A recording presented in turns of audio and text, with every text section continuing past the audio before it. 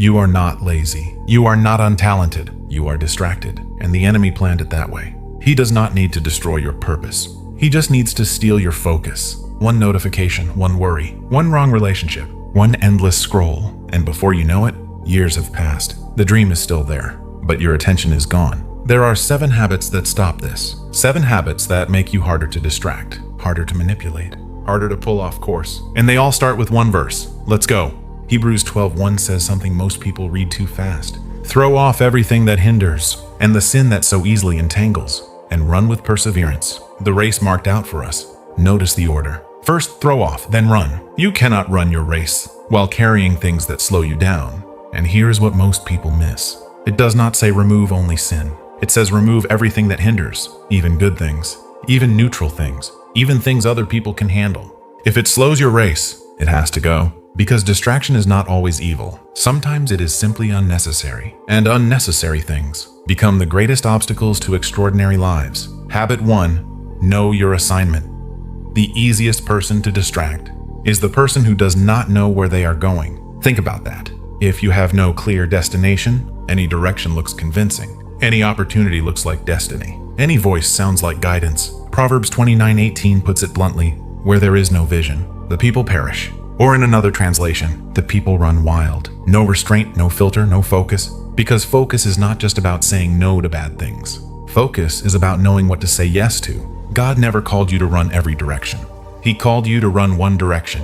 Your race, not someone else's race. Not the race your parents wanted. Not the race social media tells you to run. Your race. If you do not know what that is, stop everything, get alone with God, and do not move until you have clarity. Your assignment is your anchor. Without it, every distraction wins. Habit 2, protect your mind daily. Every distraction begins as a thought.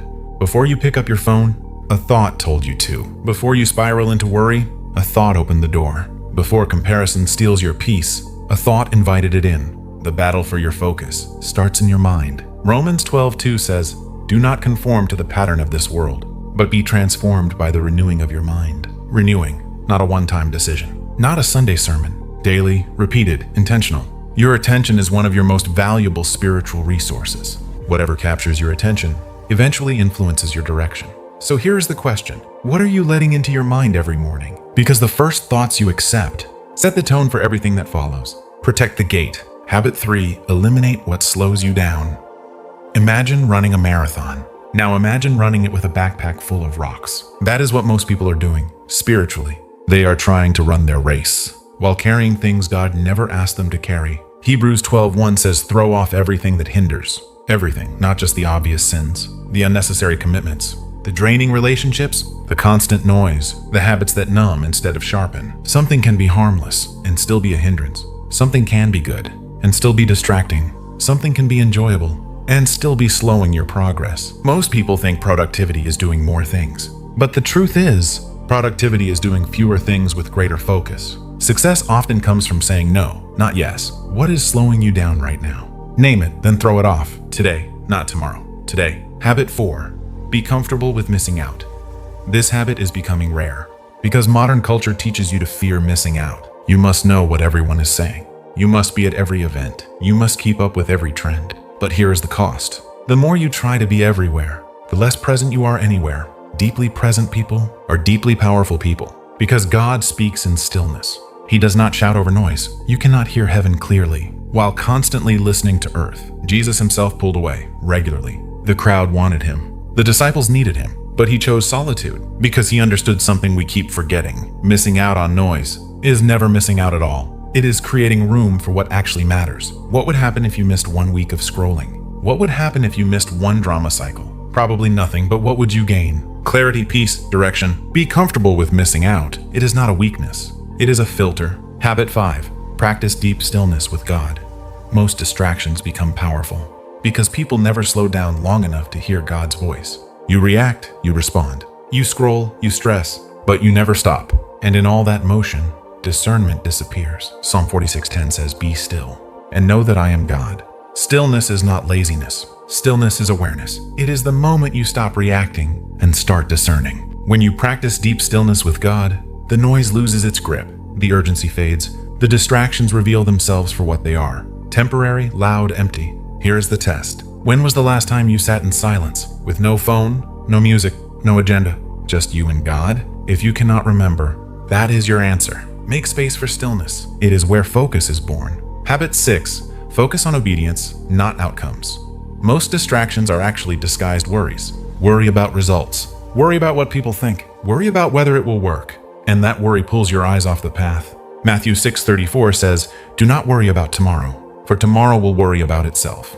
But here is what is deeper. God never asks you to control outcomes.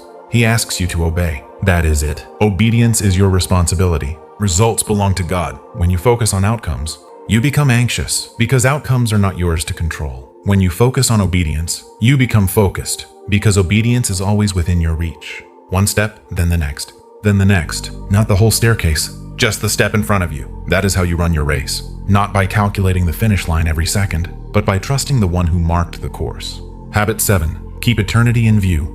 This is the habit that makes all the others possible. The greatest cure for distraction is perspective. When you remember that this life is not the whole story, the small things stop feeling so urgent. The drama loses its power. The temporary temptations lose their shine. Colossians 3:2 says, "Set your minds on things above, not on earthly things." Not because earthly things are all sinful, but because they are all temporary. And temporary things make terrible anchors. When eternity is in view, priorities rearrange themselves. What matters stays. What does not matter falls away. The enemy does not need to destroy your faith. If he can distract your focus, he does not need to ruin your future.